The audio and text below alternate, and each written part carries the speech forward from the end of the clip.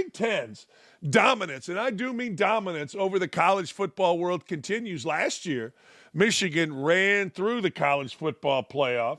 We got a second consecutive national champion. And, oh, by the way, Ryan Day has more national championships right now than legendary Michigan coach Bo Schembechler. Yeah, the Buckeyes went on a run after being punched in the mouth by Michigan. And what a run it was. But you know this, and I know this. People in Ohio are nuts with that whole Michigan thing. Don't beat Michigan, you're going to be right in the toilet next year, national championship or not. That's it. That's right. I said it. I won't forget it. And don't give me that crap about Ohio State bought a championship. Everybody's buying a championship. Ohio State just apparently did it better. 34-23, which was so sad because I had Notre Dame plus 10.5, and all Notre Dame's got to do is kick a field goal a little bit earlier or guard a fourth or third and 13 and not let 58 yards go down the field. But I digress. That's every loser gambler's lament. Will Howard was fantastic. He started the game 12 of 12, ended 17 of 23. He was the MVP. And remember, you talk about bought. That dude came over from where? What? Kansas State, that noted football power of noted pain in the ass. But media covers for him, Bill Snyder. He had 231 yards, 2 touchdowns. Freshman phenom Jeremiah Smith, who's the only wide receiver that I have seen ever, people say about, hey, you know what you should do? You should tank for Jeremiah Smith. What? All right, 5 catches, 88 yards, and touchdowns. The Buckies are now atop the college football mountain for the first time. Now, I want you to think about this. For the first time since 2014, and only the third time since 1970. That's it. The interesting thing about this game is both teams had total men of faith. Early in the season when camp started, Ohio State's Travion Henderson and others went all across campus preaching the gospel and baptizing people. We all saw Riley Leonard and his faith on full display as the tournament went on. And frankly, as the season went on, Riley Leonard is the quarterback, for those of you that don't know. Here's Riley Leonard talking about faith after the game. Before I answer your question, I want to thank my Lord and Savior, Jesus Christ, for giving me the opportunity to play in this game. I wrote on my hand Proverbs 27:17, as iron sharpens irons, so should one man sharpen another. And I think, like I said throughout the week, us and Ohio State were the two teams who praised Jesus Christ the most, and I think that we strengthened each other in our faiths through coming to this game and competing against each other. So I'm happy to see godly men come out on top, no matter what the circumstance is. I'm very, happy to praise Jesus in the lowest of lows as well. I think as far as this program goes, we've learned a lot. We've been through ups and downs. I've been through ups and downs. I don't even recognize the person I was before I got to Notre Dame. And it's all credit to these guys beside me and everybody else in the locker room. See, that's what Notre Dame preaches. If you ever want to know what Notre Dame truly preaches, you just heard it right there. Faith-based. Now, you can say it's money-based, and I would understand that. It cost them about $20 million last year not winning the game. I get that. I do. And there's a lot of cynics relative to Notre Dame. There truly are, and maybe I'm one of them. I don't know.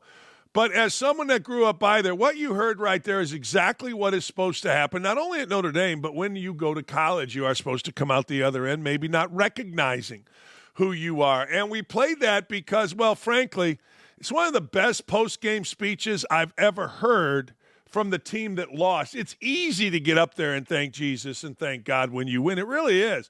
And a lot of times people forget when they lose. Certainly I did. I mean, when I was coaching or I was playing, I was a maniac when we lost. I was cursing everything, including myself, my coach, and my God. Now, I hate to say it, and I'm probably no different now. Yesterday, I went on a great rant. I thought it was a great rant. Many others didn't.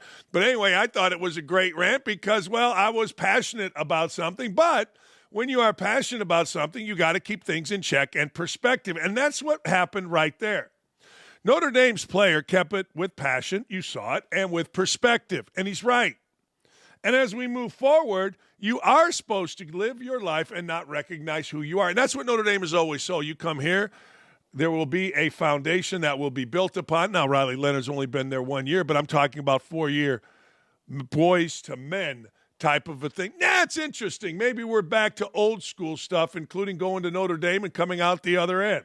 Speaking of Notre Dame, let's talk about them for just a second. I'm going to get into Ryan Day and why everybody can kiss my ass. See what I did there? I'm a schmuck. 14 wins, program record. Now, that's a little jaded because with all this tournament, if you get to the championship game, chances are you're going to win a school record of games. 7 wins versus AP ranked most in FBS, beat Indiana, Georgia, and Penn State in the college football playoff. That's a hell of a run. I mean, let's be honest, I don't care what anybody says about Indiana. Indiana fully deserved to be there. Indiana was a very good football team. Their only 2 losses were at Notre Dame and at Ohio State. Bite me if you don't think so. See, I'm not very Christian. I can't get it through my head. I pray every day, sometimes as many as 5 times a day. I read the Bible every day. But when it comes to coming on this damn show, I just can't stop. I don't know. It is what it is. Anyway, let's talk about Notre Dame. It's a decade since Notre Dame, let's talk about Ohio State. It's been a decade since Ohio State's run with Urban Meyer at the helm. It's a decade. They won in Urban Meyer's time the first 4-team playoff. I was actually in Columbus doing a basketball game the next day, and Kaylee Hartung, who you see on Amazon, was our sideline reporter. ESPN called and asked her to go on campus. She called me at about 2 o'clock in the morning, said, Dan, I may need your help. I go, Kaylee, I'm dressed. I'm ready. Let's go. What do you need? She says, I'll call you back. I think they have security here. She calls me back. She goes, all good. I was ready to go Tom Holman on that ass. Anybody bothering Katie Holman or Katie Hartung? She was just on campus trying to get stories, and the thing was unruly and a little bit dangerous, but apparently somebody got security around here, and that saved some lives because I was ready to whoop ass because I like Kaylee. But I remember that night. I do. I remember sitting in I think it was the Blackwell Hotel right across street from the stadium. I think it's called the Blackwell, and watching. But that's been a decade. That's amazing to me, and it's amazing to me that Ohio State has only won 3. Now, let's address what people are saying. Well, the elephant in the room, they paid people. Well, when a freshman comes to Ohio State, he's got to be recruited. I mean, other teams were paying him, and Smith came to Ohio State. The quarterback, Will Howard, there are other bigger-name quarterbacks. I mean, DJ Ungalali, whatever the hell his name is, was one of those big-name quarterbacks coming out. Ohio State did what our guy at Indiana did. They fit the right pieces into the spots. And don't forget, both teams were battling injuries on the offensive line. Now, it was a good game, not a great game. It was the most important game in the history of the college football, in the history of college football. Think about it. It's the first time we had a tournament. It's the first time championship game for that tournament, 12 teams, and frankly, it's 2 biggest programs in the nation. The ratings should be unbelievable, although I must say it was not that as exciting a game. And in a wild surprise, I mean, I don't know what happened. I'm guessing L. Duncan and what's his name, Dominique Foxworthy, and Ryan Clark's head exploded. ESPN actually, speaking of It's a New Day, actually, listen to this, and I'm going to play it for you, actually played a speech from Donald Trump. See, good for ESPN. They knew they effed up during the Sugar Bowl by not playing the anthem. So now they've gone overboard. I told you why. Overboard. I told you why. When you cut to the core of sports fans, when you cut to the core of America, all this stuff like L. Duncan cutting in a women's game, that's ancillary crap. Nobody cared about the women's game, and nobody cares about Just Say Gay or whatever bill she was lying about. But we have a terrorist attack in our country at New Orleans, and you don't show the moment of silence, and you don't show the national anthem, that cuts to the core of America. Not American sports fans, America. And you, and they knew this, legitimately threaten your business. See, Burke Magnus and ESPN first said, well, it was a timing issue, and then they lied. Well, they lied then. They just didn't want to show it. Now, you ever see discipline your kids, and they know they're wrong? What do? They come back tenfold. Happens all the time. Well, ESPN's come back tenfold. Here's what they actually played on ESPN. Donald Trump. We will be respected again, and we will be admired again, admired like we haven't been in many, many years. We'll put America first, and by doing so, we're going to make America great again. In less than 3 months since the election, you have already seen it happening. You can feel the excitement, and you can see the confidence and spirit returning to our nation. Together, we're going to lead our country to glorious new heights. The golden age of America has just begun. Man, oh man, can you believe that? Yeah, it has. And Ryan Clark, L. Duncan, Stephen A. Smith, their heads exploded. Are you kidding me? What? Pride in America? What? See, those idiots take that as a direct slap in the face to them. Because they rule the roost with their racism. They rule the roost with their American hate, their hate of white people, which is anti-American. They do. Every day you see it. Don't vote. Big perk. Don't vote for the white guy in the NBA. No, you see it every day. I guarantee. They may have burst into flames between all the God talk last night and ESPN playing Trump. I guarantee they might have just burst into flames, those peoples. Those peoples, as my grandfather used to say about me and my cousins. Those peoples over there, they don't do nothing. They don't do nothing to help. Those people, me, my cousin, Jimmy, Jerry, Joey. Jimmy, Jerry, Joe, me, and my brother, 5 of us. Those peoples, he would tell my mother. And we'd be like, I don't know what to do. Anyway, guess who's back? Back. Trump is back. Guess who's back? Guess who's back? Guess who's back? Trump is back. And the world is a better place. The world is a better place as Donald Trump was sworn in as the 47th president of these United States. Monday, marking his return to the Oval Office with a pledge to restore America to a golden age, addressing the nation after taking the oath of office for the second time, and is expected to use his inaugural address remarks to call for a revolution of common sense. He already said only 2 genders. Well, we knew that. Hey, Harvard, are you going to still have the book?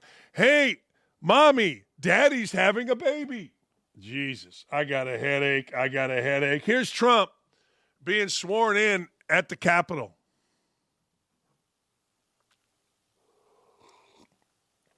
There, Mike Roberts, or whatever the hell that guy's name is, he went to school in Indiana, the Supreme Court Justice. He did the swearing in, and boy, was he in a hurry. He didn't wait till Melania and the rest. And by the way, I stand by my statement that Melania Trump should be on the cover of everything. She's going to have a Netflix series, and God bless her. But Melania Trump should be on the cover of every magazine from Playboy to Vogue. I don't care. She's the most beautiful, fashionable woman not named Lee Ross in America. Now stop. I don't want to see Michelle Obama's, doesn't she have great arms? No, shut up. Shut up. All right, so here's what Donald J. Trump did his first day in office. He established, I want you to think about this for just a second. Look at that top one for just a second. He established biological reality of 2 sexes, male and female. Think about the world that we just lived in. I just want you to think about it for a second. Think about this world. A biological reality of 2 sexes, male and female, had to be established. That's insanity. All right? Fully unleashed. Alaska Energy. There you go. Reinstituted remain in Mexico. Catch and release. We catch you in here, we're releasing you, and we're going to make damn sure from Mexico that those things go the way we want to. Reinstated that. Directed designation of cartels as terrorist groups. You already saw it. You did. You already saw it in Ohio. 5 cartel members arrested. Now, you say to me, why? I'll tell you why they were arrested. Because they are suspected of being the gang members that are organizing from Ohio break-ins to Joe Burrow's and other folks' houses. Go Tom Homan. It's already happening. And now what you got to do is call out prosecutors that are bought and paid for by George Soros, like Ryan Mears here. I don't know if he's bought and paid for, but he's a pandering clown, at least according to cops here in Indy, that let criminals, violent criminals, go free. When there is no fear of repercussion, criminals get a little bit relaxed. They ain't afraid to be criminals. It's going to be fascinating to watch. What's going to be fascinating to watch is the coverage. The coverage of Trump already, because I guess Elon Musk did that. I got little girls that I went to high school with telling me, see, Dakich, MAGA is Hitler. Then, of course, there's a thing out there showing basically every Democrat somehow, some way during a speech doing that. I mean, sometimes you just do that. Anyway, suspended clearances for 51 national security officers who lied about Hunter Biden's laptop in 2020. See, that's perfect. You shouldn't have security clearance if you aren't going to be a truthful human being. Security clearance, in my view, I looked this up a little bit, basically means you can see all the nation's secrets. Basically means you get intel on things that could kill or help hundreds of millions of people in our country. No, it's true. And 51 of them decided, yeah, the Hunter Biden laptop thing is a hoax. Hell, Emma Jo Morris, our friend, she went in front of Congress and just laughed at those 51. Good for Donald Trump. Ended all DEI programs across the federal government. Man, imagine if they ended a DEI program at ESPN. Wow. All right, first day, executive order, part D. See what I did there? Part D. Let's talk about it. Close the border to all illegal aliens. I don't know if you saw this, but if you go to a website or a Twitter site, X site called End Wokeness, you will see how easy it was in El Paso. See, El Paso is here. Juarez is here. I've been to Juarez. Juarez is one of those towns, oh, man. You want to see two girls in a donkey? You can see it. Two girls in a cup? You can see it. I'm telling you, man, Juarez is one of those places where the fellas go that are bad guys from the country. They go to Juarez, and they ain't bad as the guys in Juarez. It's one of them joints. And people were flooding across the border at the El Paso border. And if you saw it, all they simply did was make an announcement. The border's closed, and they closed it, and they had military sitting right there. No, it's kind of amazing. One guy got so mad he took a shot at one of the Border Patrol members and shot him. Hope he's okay. But that's how easy it was, and that was what was said. Look at the ease with which this border is closed. Like, what are you doing? How about yesterday, the key, and a lot of you have told me about this, and I saw it. How about yesterday, Trump is crushing the previous administration, and the previous administration is sitting right behind him. Trump has one thing and one thing only. These nuts. He ain't afraid. Don Draper, Mad Men, Trump, love it. He ain't afraid at all. Return federal workers to in-person work. Really? Hey, look, we're paying you to do a job. You got to show up and do the job. Really? We're paying you to do a job on the taxpayer's dime. We would love for you to show up to work. But I'm so used to doing it from home. Well, guess what? You can get used to doing it from the office. Guess what? I got health care. Guess what? We have health care here at the Pentagon. We have health care here in the Capitol. Or get your own damn, not health care, kid care, child care. Get your own damn child care, but you got a job. Or don't do the job. That's simple. For hundreds of years, Americans went to work. Now they're bitching, whining, and moaning. Okay, don't have a job. Declares a national energy emergency and pause all offshore wind leases. Yeah, I'm not going to lie. I don't know what all that means. Direct all agencies to remove all federal actions that increase costs for families and consumers. See, here's what I like. I like having a businessman in office. We've seen the politicians in office exhaust. We've seen the politicians in office spend. Hey, man, ain't my money. And by spending on this, it's going to make me look good to my constituents. And if I look good to my constituents, guess what? I get reelected. Guess what? I get to be a big wheel for another 4 to 6 years. Well, a businessman in office is like, yo, Like, I would love my friend Kevin Page, who just retired as the CEO, HMFIC, of Wabash Trucking. He was at my house last night. We're lifelong friends, and we're talking economics, and I don't know what I'm talking about except to say this: stop wasting my effing money. I mean, that's the best I can do. Stop wasting my effing money. I love this one. Now, wait for it. Rename the Gulf of Mexico the Gulf of America. That, my friends, is awesome. Now, here's what's going to happen. Don't you have anything better to do than to rename the Gulf? Hey, dumbass, look at all the things he did day one. So, yes, I saw that from some liberal crazy person. Yes, he's got better things to do, and he's doing it, but I love it.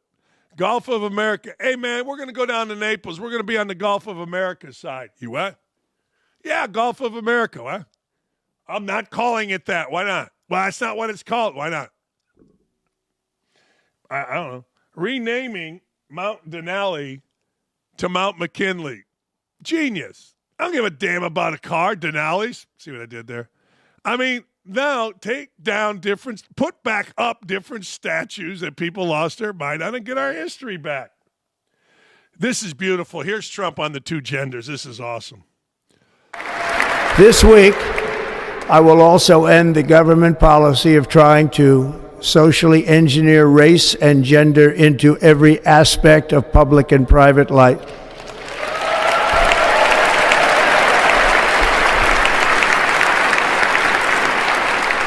We will forge a society that is colorblind and merit-based.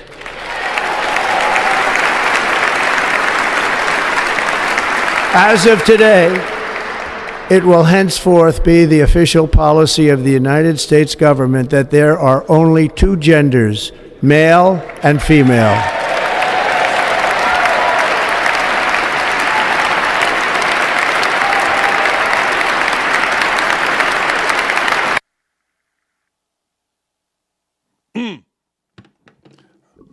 Isn't it amazing? Great, but it's just astounding that this is the world that we live in.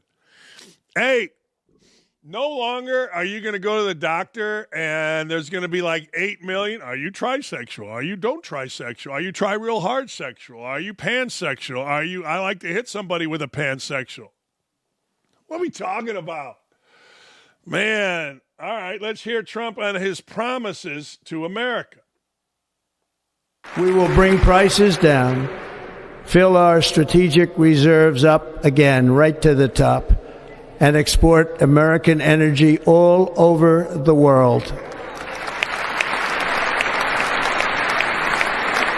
We will be a rich nation again, and it is that liquid gold under our feet that will help to do it. With my actions today, we will end the Green New Deal and we will revoke the electric vehicle mandate, saving our auto industry and keeping my sacred pledge to our great American auto workers.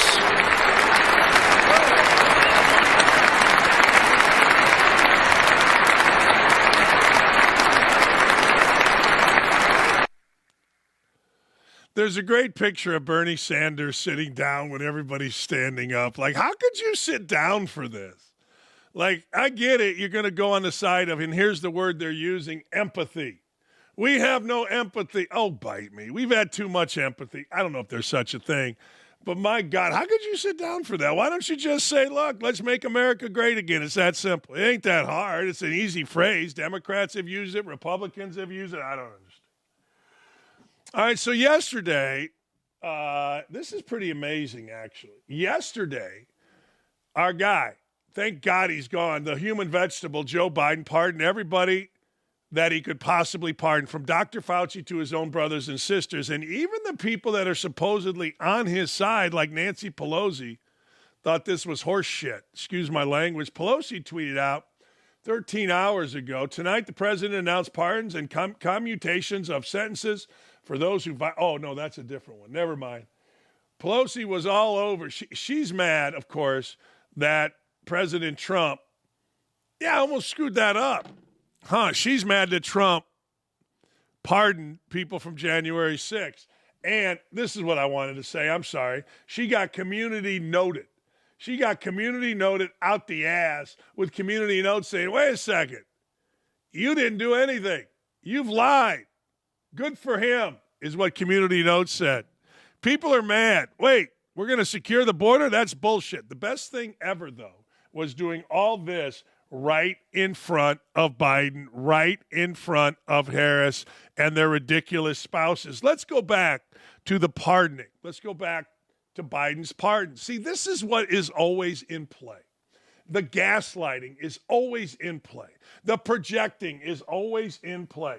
Here's what Joe Biden said in 2020 about his concerns about blanket pardons. President-elect Joe Biden says he's concerned about reports President Trump is considering a host of preemptive pardons for his adult children and lawyer Rudy Giuliani, as well as a possible one for himself. That's Jersey Joe Biden, the biggest fraud, the worst president we've ever had. Biden's last 20 minutes in office, just 20 minutes before leaving office while he was at the rotunda at the Capitol, Biden pardoned his family, his last act as president. The Biden crime family was never just a slogan, it's the truth. Here is who avoids justice thanks to Biden. Joseph Biden, Sarah Jones Biden, Valerie Biden Owens, John T. Owens, Francis Biden, Dr. Fauci, General Miley, Liz Cheney, Adam Schiff, Adam Kinzinger, and other members of staff of the January 6th committee. Now, it's unbelievable. And it really pisses me off. But I'm over it now. 24-hour rule. Yesterday I was nuts. Today, not so much. CNN's Jake Tapper, whatever the hell his name is, has a meltdown over Trump's inauguration guest. The same guy who is the reason why CNN was found guilty of defamation of of Trump, and had to pay a ton of money. Jake's mad. Jake's bigly mad. Let's hear from Jake. Jack. Yeah, if I could just, before I throw it to Anderson, just bring back that photograph of the tech bros inside St. John's Church. It's just one other thing I want to show. So we see Mark Zuckerberg on the left there with the curly hair, CEO of Meta. Tim Cook, his face is blocked, but he has the white hair, CEO of Apple. Jeff Bezos on the right there, the bald gentleman looking to his right, CEO of Amazon. The gentleman behind Mark Zuckerberg is Sundar Pichai. He's the CEO of Google. And Anderson, between those four people, plus Elon Musk from Twitter or X, those five people that I just mentioned, the four in the photograph and also Elon Musk, control so much of the information that we receive. So much is in their hands when it comes to ascertaining, monitoring, or refusing to monitor what is real, what is not real. And we're about to enter an era of deep fakes and all sorts of misinformation. And the degree to which those five gentlemen play a role or do not play a role will be pivotal in terms of where the American people are 4 years from now, in terms of understanding what is true and what is false. You're also you said we, you're not just talking about we, the United States. You're talking about the world. Mm-hmm. All human beings on the planet, they control access to information. They're the gatekeepers in many ways to information for the entire planet. Van, you had some thoughts seeing that picture of all of them. Yeah, look, I mean. Well, good. Successful people hang with successful people, and we're not entering an era. We're not entering anything. We're coming out of a presidency and an era that censored, that screamed at Zuckerberg, that demanded, that blackmailed. Whatever the right word is, I guarantee you they did it.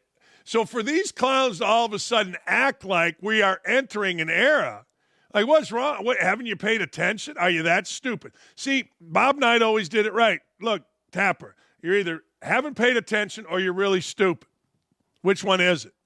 Entering an era, this era has been admitted to. This era has been exposed. This era has been totally and completely exposed as having gone on, including 51 people with security clearances in the United States government colluding to lie and fix the election because 60-some% of the people said had they known about Hunter Biden's laptop, they wouldn't have voted for Biden in 2020. Honest to God, they don't learn. Honest to God, they won't stop. ESPN learned. Hey, we're on the wrong side of this. Let's get back to the right side of it.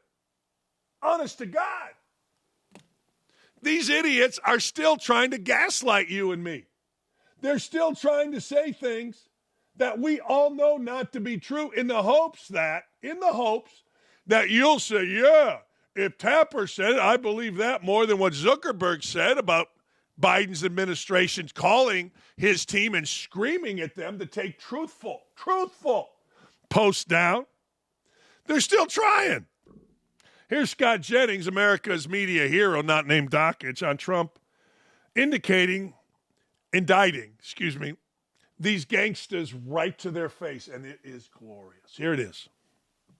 I thought this was an incredible speech, honestly, and truly watching Donald Trump indict these gangsters to their faces while they had to sit right in front of him in that intimate setting in the rotunda for Republicans was remarkable. They had to sit there and take it just minutes after Biden, who we're looking at here, pardoned his entire family. I mean, it was glorious. By the way, I love the rotunda setting. I thought it was regal. I thought it was awesome. And listening to him talk about how he's going to exercise his power today reminded me that he is absolutely ascendant. He is at the apex of his political power right now. And, yeah, he is. But I hope we hold him to it. The golden age, all this stuff. I do hope we hold him to it.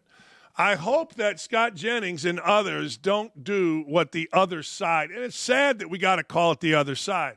I hope they don't do what the other side did, which has become so dug in on a president that they could not see over the ground with which they are dug into, that they were just digging and digging and digging. I hope that those of us at Fox News, I hope that those of us across the country that are involved in being in the media, that have influence, albeit mine not great, I hope that we hold Trump to a standard. And that standard is the truth. Just give us the truth. We can handle it. We can handle, hey, this didn't go right. What we can't handle is the bullshit. What we can't handle is the cover-up. The cover-up stinks. And I feel like that's all we've got. Now, I've said this before, and I'll say this again. Donald Trump has not drained the swamp. He's exposed the swamp. We know now Pelosi is in the swamp. We know the corruption of the Biden crime family. We do. It's simple. Now, moving forward, do as you say. That's the biggest thing. Do as you say. Coming up in a couple minutes, I'm going to talk to Lomas Brown. Lomas Brown is awesome. He's a Hall of Fame left tackle for years and years and years with the Detroit Football Lions. But Lomas Brown, well, he's also a radio analyst for the Detroit Lions. And Ben Johnson, the offense coordinator, has been hired by the Chicago Bears. And I want to talk about that, and we will do that in a minute. Interesting stuff coming out of the college football playoff scene. Jim Phillips is the commissioner of the ACC. He's really a smart guy. He really is. As a result of the new 12-team playoff, the ACC is considering implementing changes. I'm going to go through some of them, see what you like, what you don't like, to its title game format to ensure teams that lose in a championship game are not punished by the committee. This past season, SMU entered the ACC championship game as a regular season champ, but lost to Clemson in the title game and had to sweat it out before Selection Day, earning a spot in the top 12. Phillips said the ACC would consider giving its regular season champ a bye and have the team that finished second or third in the standings play in the ACC championship game. You can't do that. I'm sorry, you can't do that. Yeah, you can't. It's a championship game. It's not a second-place game.